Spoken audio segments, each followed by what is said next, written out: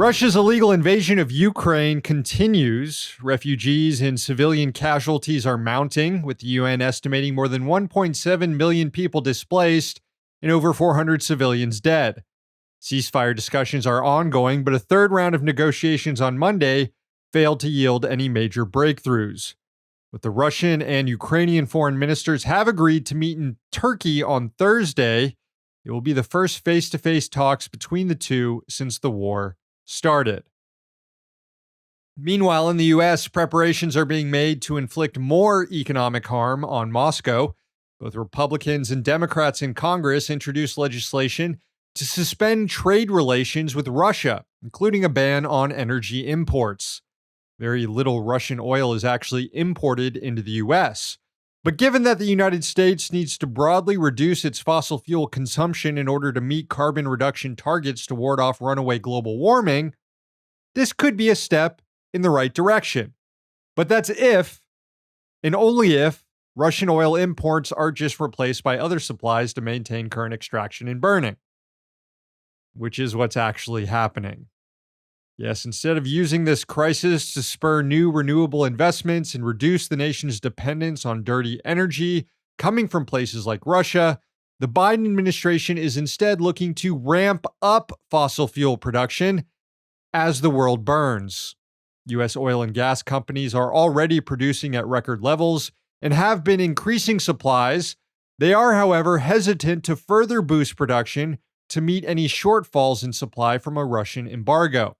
That's because U.S. firms are pretty happy with current profits and are still wary about putting too much supply out there after what happened with the drastic decline in demand at the onset of the pandemic. The Biden administration even thinks there's some price manipulation at play with rising gas prices. Last year, Biden asked the chair of the FTC, Lina Khan, to investigate domestic oil and gas firms for anti-competitive practices and potentially illegal behavior that's leading to rising prices at the pump. Unable to rely on U.S. companies, administration officials are scrambling to shore up supplies elsewhere to ward off further gas price increases, which means going to beg the Saudis to increase production. Because if you're going to drop one oil-producing human rights abuser perpetuating an illegal war, then you need to find a new oil-producing human rights abuser perpetuating an illegal war to replace him. Hey, they both like to murder journalists, too. U.S. officials are also throwing a Hail Mary down south, sending a delegation to meet with the president of Venezuela. No, not you, Juan. Not so fast, buddy. You're back to being a nobody. I'm talking about the actual president, Nicolas Maduro. Venezuela is South America's second largest oil producer and sits on the biggest reserves in the world. There are discussions of easing sanctions in exchange for increased oil production, given that it wasn't too long ago when the U.S. was trying to do a coup against him. If I were Maduro, I'd tell the delegation to go fuck themselves. Now look, as much as I love watching U.S. officials debase themselves in Venezuela, and I absolutely can't get enough of seeing Juan Guaido humiliated, there is a certain insanity to all of this. We are accelerating toward climate death at a time when we should be doing the opposite for a variety of reasons and not just the survival of our species. Look at this chart from the International Energy Agency. It shows annual carbon emissions on the rise. You can see the trend line is generally going up when it needs to be going down. There is that noticeable dip in emissions there at the end, though. That's because of the pandemic. That's because COVID forced changes in the economy. Mainly, it forced a lot of people to work from home, meaning they didn't have to commute, meaning they weren't burning nearly as much gas every day.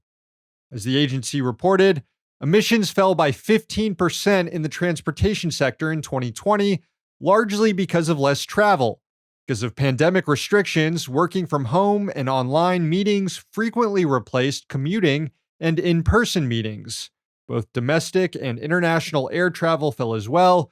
Petroleum typically accounts for the majority of CO2 emissions in the transportation sector, and it saw a 15% decrease in emissions relative to 2019.